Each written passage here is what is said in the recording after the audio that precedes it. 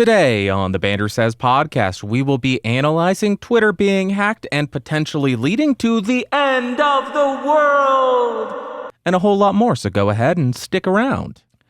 Red alert, red alert. Oh my gosh, Twitter was hacked. That's right. On the 15th of July, Twitter was hacked by who knows who, and a lot of large accounts, and when I say large accounts, I mean large accounts, sent out tweets with a Bitcoin address saying, "Send me money over Bitcoin, I send money back to you in the amount of 2 times. A lot of people sent them money. Well, not a lot of people, but I think it was over 4,000 people sent them money expecting to get money back. They did not get their money back. It was a scam. It was a scam. Some of the large accounts that were hacked and sent out this tweet were Barack Obama, the former president of the United States, Joe Biden, the former vice president of the United States and a current candidate for the presidency of the United States, Bill Gates, Elon Musk, Apple, and a whole lot more. A lot of very large accounts that should have excellent security were hacked and sent out this tweet. As soon as it was discovered that this had occurred, the tweets were all deleted to limit the damage that was done, and the most interesting thing that happened was pretty much every single verified blue checkmark on Twitter was locked out of their account, or at least they were unable to tweet, they were unable to change their password. They lost pretty much every single piece of functionality on Twitter, and it was beautiful, not having the blue checkmarks controlling Twitter. The people had the power then. It was incredible. Let's talk about how this happened, because Twitter put out a blog post discussing this. What happened? At this time, we believe attackers targeted certain Twitter employees through a social engineering scheme. What does this mean? In this context, social engineering is the intentional manipulation of people into performing certain actions and divulging confidential information. The attackers successfully manipulated a small number of employees and used their credentials to access Twitter's internal systems, including getting through our 2-factor protections. As of now, we know that they accessed tools only available to our internal support teams to target 130 Twitter accounts. For 45 of those accounts, the attackers were able to initiate a password reset, log into the account, and send tweets. We are continuing our forensic review of all the accounts to confirm all actions that may have been taken. In addition, we believe they may have attempted to sell some of the usernames. For up to 8 of the Twitter accounts involved, the attackers took the additional step of downloading the account's information through our Your Twitter data tool. This is a tool that is meant to provide an account owner with a summary of their Twitter account details and activity. We are reaching out directly to any account owner where we know this to be true. None of the 8 were verified accounts. In my eyes, this is what is most terrifying about this entire hack, the fact that Twitter is only as secure as its weakest link, and that weakest link is people. Somebody who worked at Twitter or multiple people who worked at Twitter were manipulated because they had not been trained on social engineering and phishing and manipulation, anything. And they gave up access to their system. That is what is most terrifying to me. But let's talk about what the hackers actually accessed. The most important question for people who use Twitter is likely, did the attacker see any of my private information? For the vast majority of people, we believe the answer is no. For the 130 accounts that were targeted, here is what we know as of today. Attackers were not able to view previous account passwords, as those are not stored in plain text or available through the tools used in the attack. Attackers were able to view personal information, including email addresses and phone numbers, which are displayed to some users of our internal support tools. In cases where an account was taken over by the attacker, they may have been able to view additional information. Our forensic investigation of these activities is still ongoing. We are actively working on communicating directly with all the account holders that were impacted. That is pretty much all the information that we have as of today. I will, of course, link the full Twitter blog post in the episode notes in case you want to read more about it. I will also link a blog post that Twitter put out about your Twitter data, how to access it, how to analyze it. That way you're able to determine if Twitter knows too much about you. Maybe you will delete Twitter off your phone. Who knows? I have been thinking about deleting Twitter. I have been thinking about deleting accounts that I don't really use. I have not done that yet. Let's talk about what you can do and should you be concerned. You should be concerned that this was able to happen because it does show a lack of security and or security training.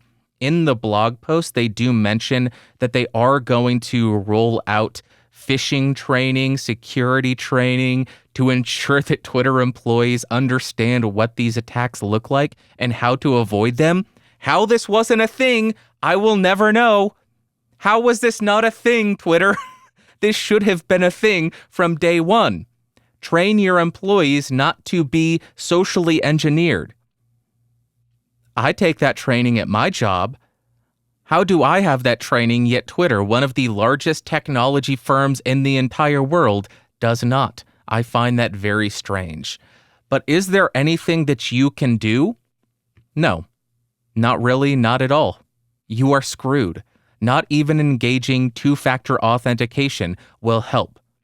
The people who were hacked did have two-factor authentication. However, what we learned is in the back end of Twitter, there are specific people who have access and have the ability to bypass your two-factor authentication, allowing them to reset your password and gain access to your account and tweet from your account. There should not be a way to bypass two-factor authentication. I am sure there is some reason to do so, maybe to ensure your account doesn't become completely inaccessible if you lose your phone that has the two-factor authentication, perhaps in case you change your number and forget about it. I am sure there are legitimate reasons, but it is terrifying and extremely concerning that that was able to happen and that 2FA was able to be bypassed. No matter what industry, no matter what system, no matter what company we are looking at, the people will ultimately be the weakest link. There are many books on social engineering. The one that I read maybe 2 years ago was by Kevin Mitnick, Mitnick. He is a famous hacker. He went to prison, and now I believe he does security for companies. And perhaps he should go to Twitter and train them what social engineering looks like. But the book is fascinating on how he was able to socially engineer his way into becoming a serious concern and a serious threat to the point where he goes to jail. But now, it has been a long time since we have done this. But let's jump to the conspiracy corner.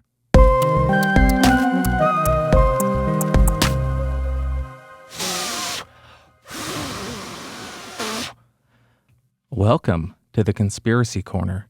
It certainly is dusty in here. It has been probably almost a year since we have come to this horrifying place. The Bitcoin scammers who hacked Twitter made only $121,000 in Bitcoin. Either these hackers are really young, really dumb, or it wasn't really about Bitcoin. It wasn't intended to scam people out of Bitcoin and earn money. Elaborating on that, if the hackers were really young, they wouldn't necessarily have the capital to take part in a scam that would have earned them much more money. And that scam would have involved securities fraud and manipulation of the stock market. They would have needed that capital in order to go short in a stock or to go long in a stock, i.e. buy a stock or say, we will sell you this stock at this price in the future. And then, once they have taken that position, they tweet from some large corporation CEO's Twitter account and manipulate the price, sell their position off, and profit. Another possibility is they are just dumb and unaware of what or how the stock market works, and this would explain why they did not go this route. But the real interesting side of this, the really interesting theory about what this is that it is not really about the money. There are plenty of other avenues that these hackers could have gone down that would have earned them significantly more money. They did not do that. What does this entire hack tell us, though? It doesn't tell us anything about money. It tells us that Twitter is insecure. And not only is Twitter insecure for the regular user, it is insecure for some of the most powerful people in the entire world. A prior president, a current presidential candidate, not even those people, the highest, most powerful people in the world, are not safe from a Twitter hack. What I am implying is that this could have been a shot across the bow, demonstrating that systems of communication are not safe. What would have happened if a prior president tweeted something horrifying? Could it not lead to a potential uprising? Could it not lead to a potential riot? It could have caused a lot of damage if a prior president tweeted specific things. I won't go into depth there, but there are many things that a president could tweet that could lead to societal upheaval. What would have happened if these hackers had tweeted from President Trump's account saying that an invasion had begun or that a member of his administration was in critical condition due to an encounter with an opposing party member? It could have been so much worse. The point is, if the hackers' goal was to make money, they were very inefficient, they were ineffective, and they did a very poor job at it. But if their goal was to send a warning message to people that Twitter was unsuccessful or unsecure, and that systems of communication are unreliable, their job was incredibly successful. In conclusion, I did find this hack a little bit funny for about 5 minutes. I found it rather enjoyable that these bigwig blue check marks were essentially banned from the platform for an hour. They were unable to tweet. They were unable to be pretentious. It was a beautiful, beautiful hour. Unfortunately, it did not last.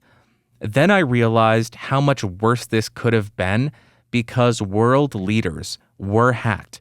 World leaders, communication platforms were hacked, and those hackers could have tweeted anything. That's it for my conspiracy. I believe it could have potentially been a shot across the bow because if their goal was to make money, they did not do it well, they did not do it efficiently, they did not do it effectively. Let's get out of the conspiracy corner because I am going to get the black lung pop. Ahoo! Ahoo!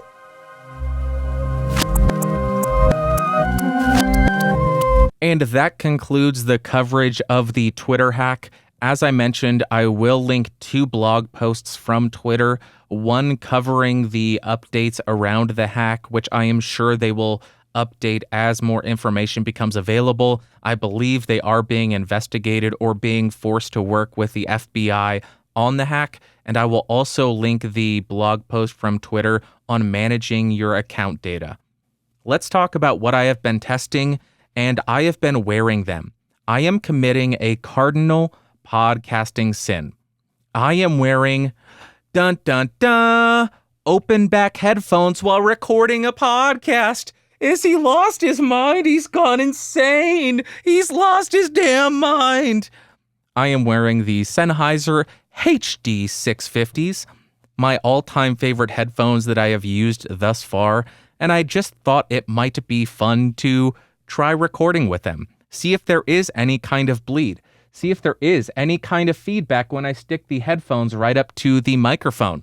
I heard nothing. Interesting how that works, isn't it? I just wanted to test this out. I may continue wearing these because I find it rather enjoyable.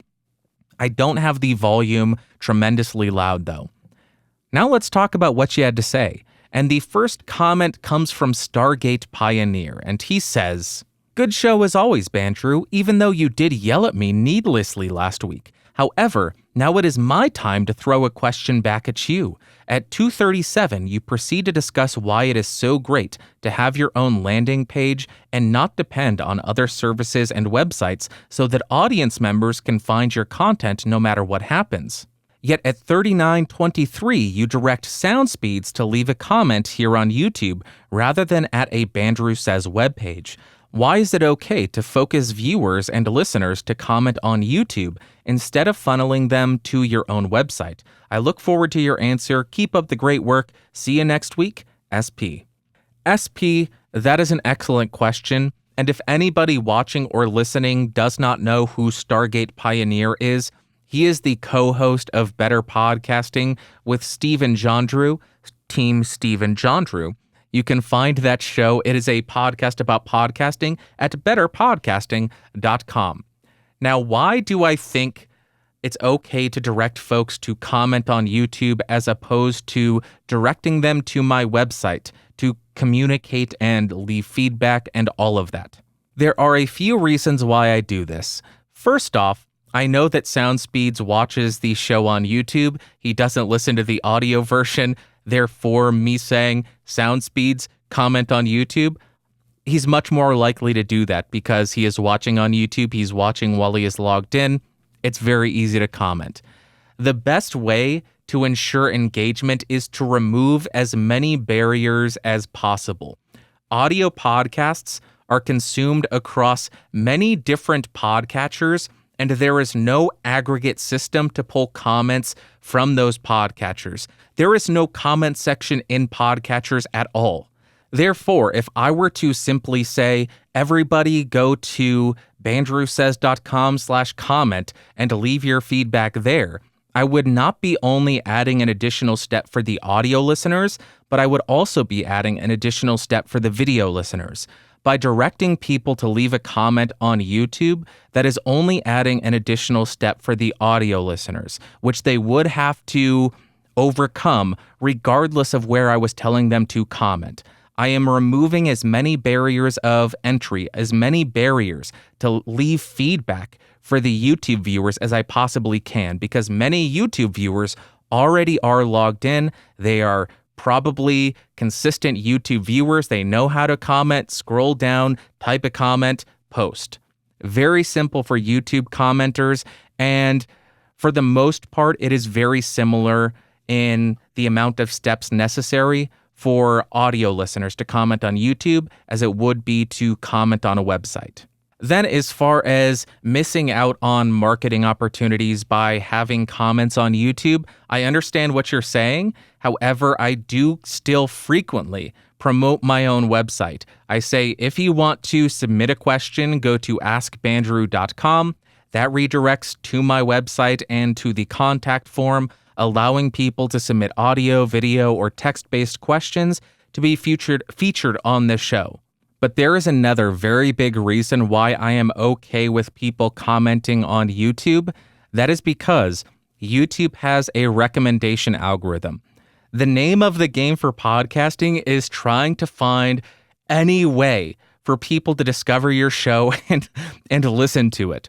Podcatchers do not have algorithms. They do not recommend new shows. And it is an age-old complaint, podcasting has a discovery problem. Well, YouTube does not have a discovery problem. YouTube has an algorithm baked into it to recommend your content. One of the components to the algorithm recommending your content is the comment section, the engagement, the likes, the dislikes.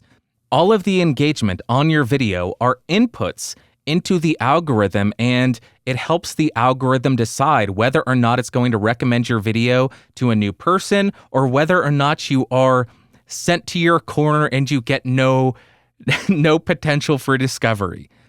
By having people comment on YouTube, that curries favor with the YouTube algorithm and may potentially lead to a few extra impressions when people are searching for something or on somebody's homepage.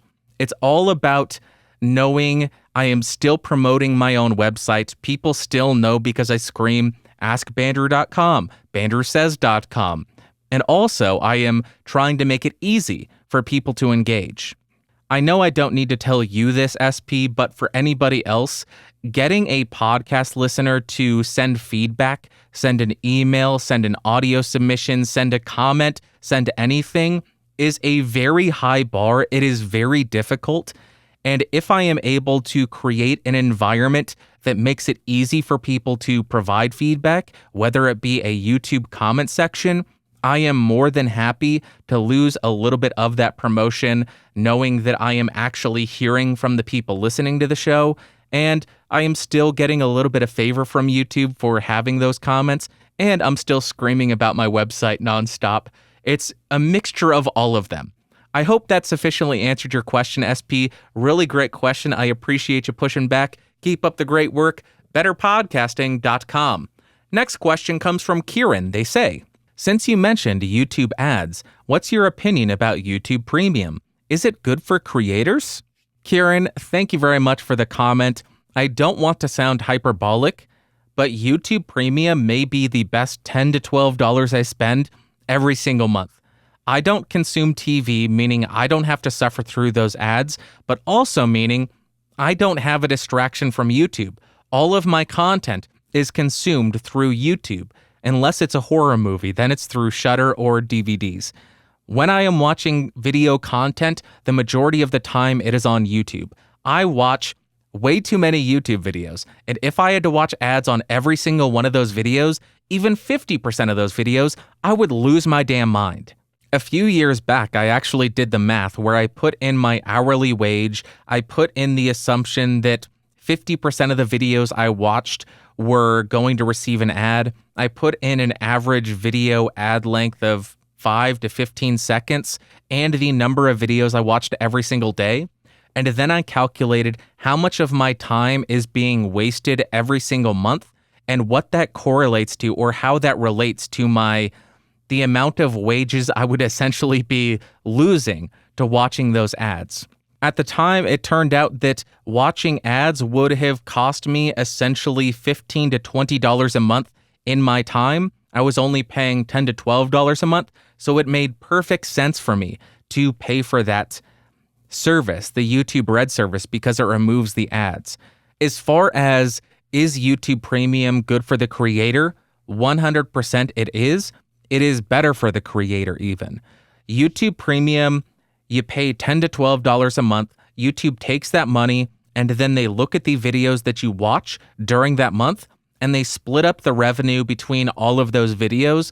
And that fee that is given to the creator tends to be higher than the amount that you would earn from a single ad viewing. Ultimately, it is better for the creator because they are earning more money.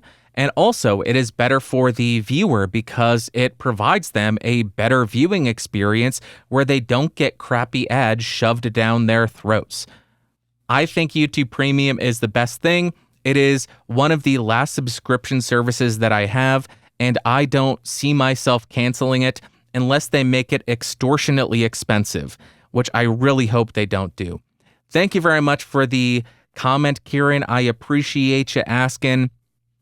Talk to you later. Next, we got a comment from Adam, and he says, apparently, TikTok was also abusing child privacy laws. I am moving away from Chinese manufactured goods and Chinese services. I do not support the CCP. It's an absolute joke that they've been added to the UN Human Rights Council. This is getting ridiculous.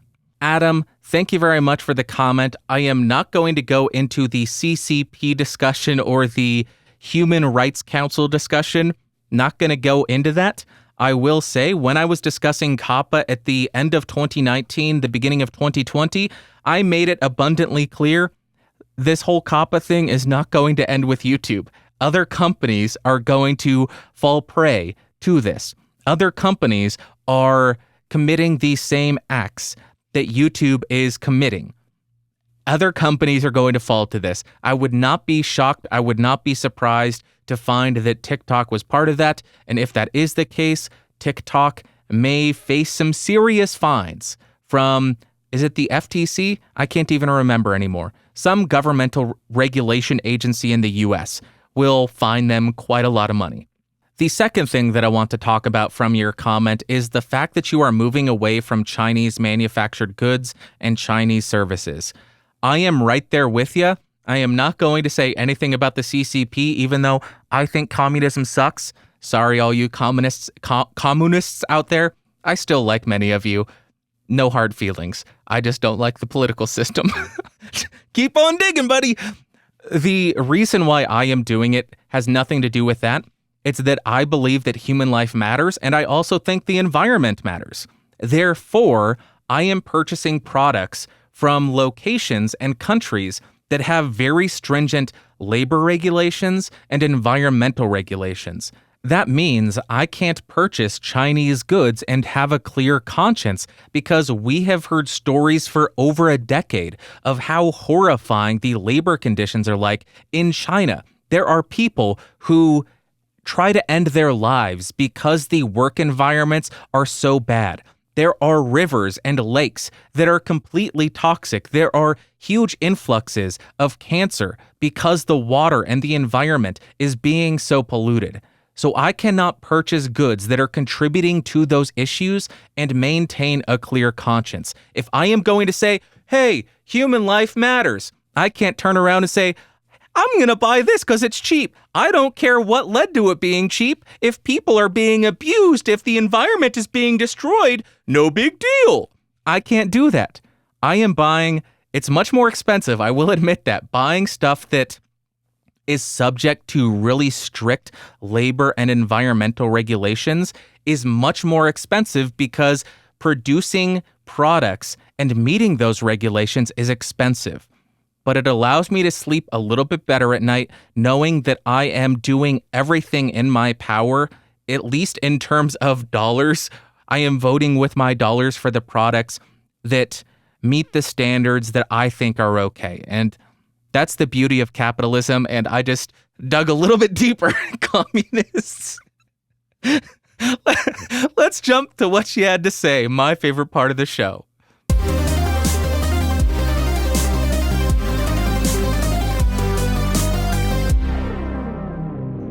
I know I said that this is the What You Had to Say segment. This is the Ask Bandrew segment, my favorite part of the show. If you want to send in a question or some feedback, you can go to askbandrew.com.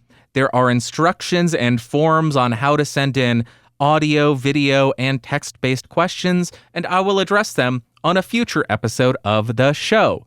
askbandrew.com. First email comes from Ranter. They say, "Hi, sir. I want to purchase a USB mic under $50. Please suggest a good one. I have seen your video on YouTube about the $50 mic, but it didn't include the Behringer C1U or the Fifine K model. Please let me know a good and sturdy product. Please answer soon as possible." Ranter or Nyranter, I apologize ahead of time. I know I just ruined your name. I butchered it. I did not pronounce it correctly. I apologize. Sub $50, the Samson Q2U would be my go-to option. That is an excellent microphone. It is frequently on sale for sub $50. USB, XLR, dynamic, great sounding microphone. The Behringer C1U, it's fine. It's built fine. If I'm remembering correctly, it's been years since I've used that. It does not have a headphone output. I don't believe, maybe it does. It's not the best sounding microphone, not the best built microphone, but hey, it's $50. For $50, you really can't expect to get the quality of an SM7B, which is a $400 microphone. You're paying $50. They have to cut corners somewhere. That is going to be cut in terms of build quality, in terms of noise performance, in terms of shielding, in terms of a lot of different aspects. You are going to be making sacrifices by going the $50 route. The Fifine K whatever series, those are tolerable. I am really not a big fan of them, but they work, and I know a lot of other people are perfectly happy with them. They are advocates for them. Just not my cup of tea. Hope that helps. Samson Q2U.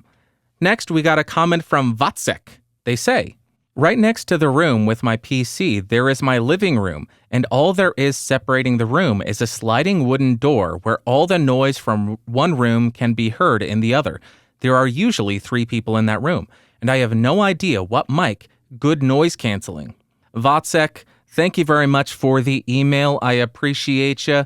I am assuming I'm pronouncing your name incorrectly, but I am basing the pronunciation on the 12-tone atonal opera Wozzeck, W-O-Z-E-K. I have a background noise rejection test in all of my videos, which should help determine which mic would fit your needs the best. Most likely going to be some kind of cardioid or supercardioid microphone. Avoid omnidirectional, avoid stereo, avoid figure 8. Those will be terrible for you. And then you need to play the polar pattern.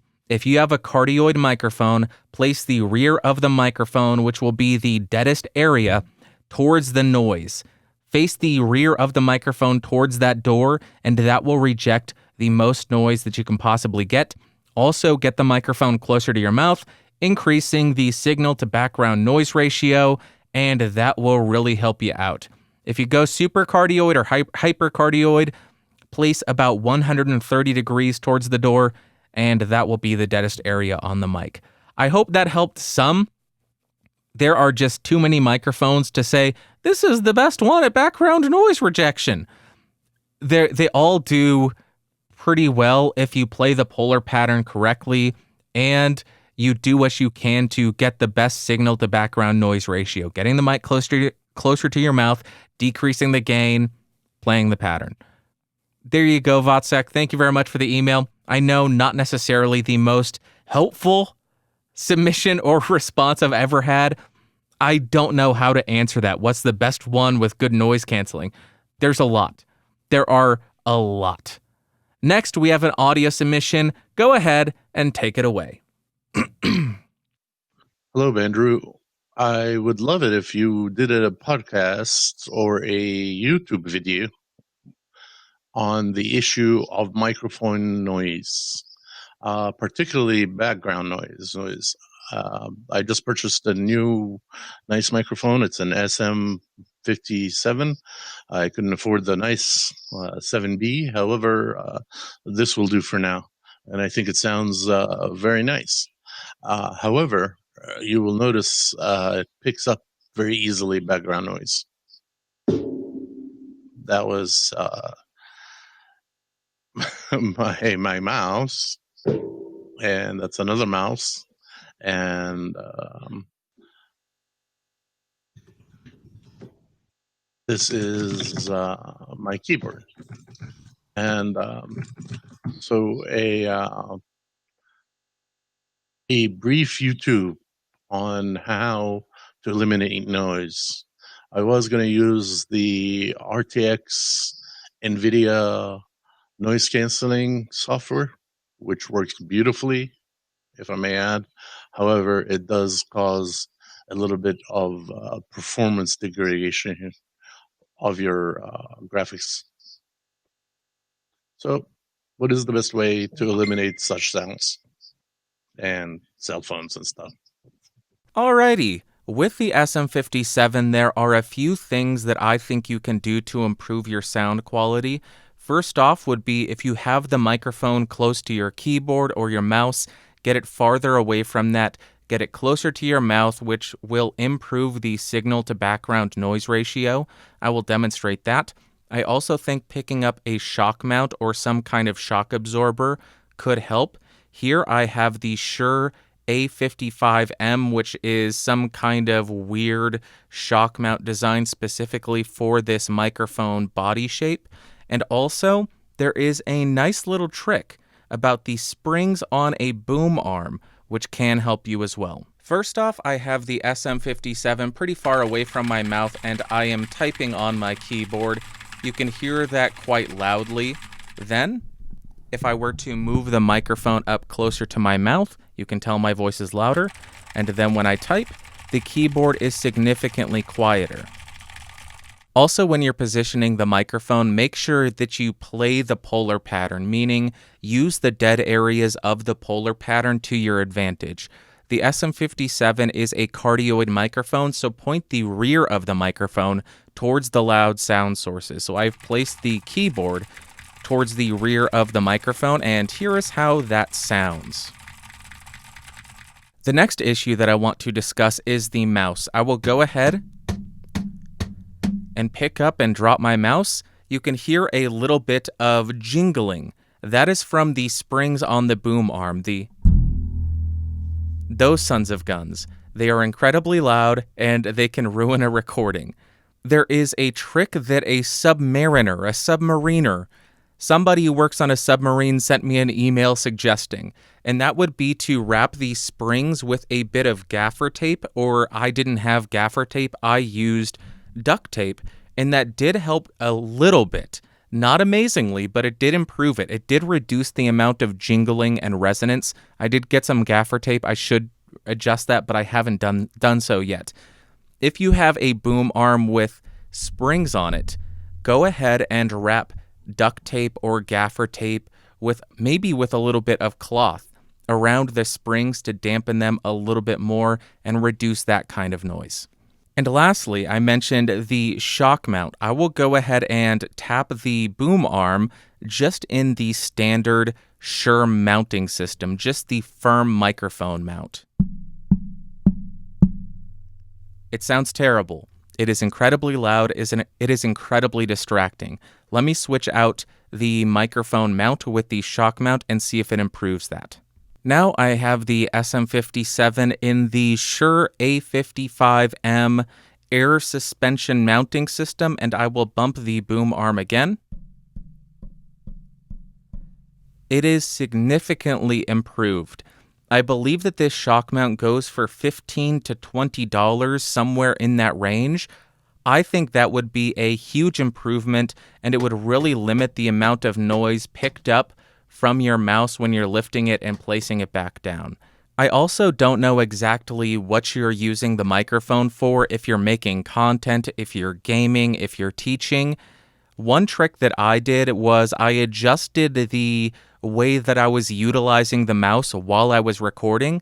While I'm recording, I no longer use a typical mouse. I use the dreaded trackpad from Apple.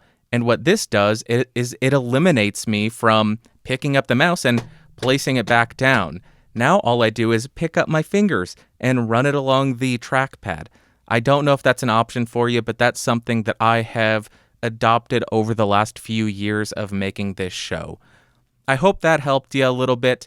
Get a shock mount, get the microphone closer to your mouth, wrap some duct tape around the springs of your boom arm to reduce the jingling and jangling of that, and play the polar pattern, put the loud sound sources in the dead area of the pattern. There you go. I hope that helped you out. Let's jump to the next email question thingy. Let's do that. And lastly, we have an email from Visual. They say, can you use the Rode AI1 with the Rode Procaster, or is the noise floor too high?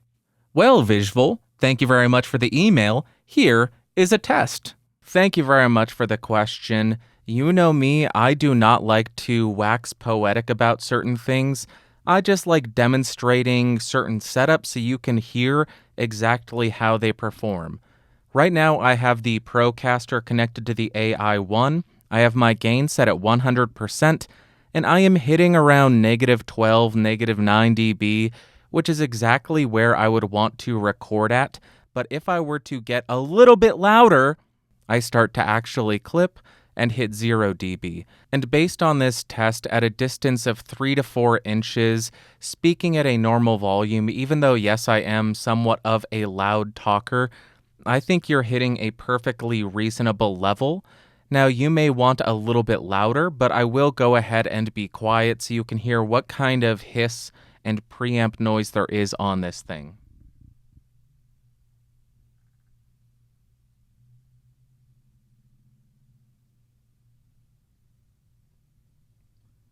And we are going to start talking and bringing the microphone down so I don't blow out your ears. There you go. This is how the Procaster sounds through the Rode AI1. I will go ahead and boost this a little bit in post to make it more even with the other parts of the podcast, and I will notate that in the episode notes or show notes so you can see what was done to it. But I won't do any noise removal, compression, anything. No processing will be done to this. I will just boost it in post to make it more listenable. But at a regular speaking volume at 3 to 4 inches, I'm hitting -12 to -9 dB, which is perfect for recording. And I believe that is going to wrap up for this week's episode. I have nothing else to discuss. Let me know your thoughts on the Twitter hack. Do you believe that it was just a simple money-grabbing scheme, or do you think it is something much more nefarious? Until next week, I hope you have an amazing Sunday, Monday, Tuesday, Wednesday, Thursday, Friday, Saturday. Next Sunday, I will talk at you. I love you. You're amazing. You're an incredible human being. People like you. You are important. I will talk to you next week. Bye.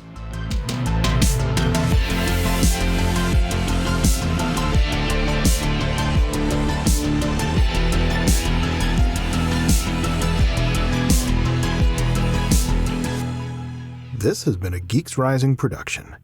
Your executive producer is Bandrew Scott. For more information, head over to www.geeksrising.com.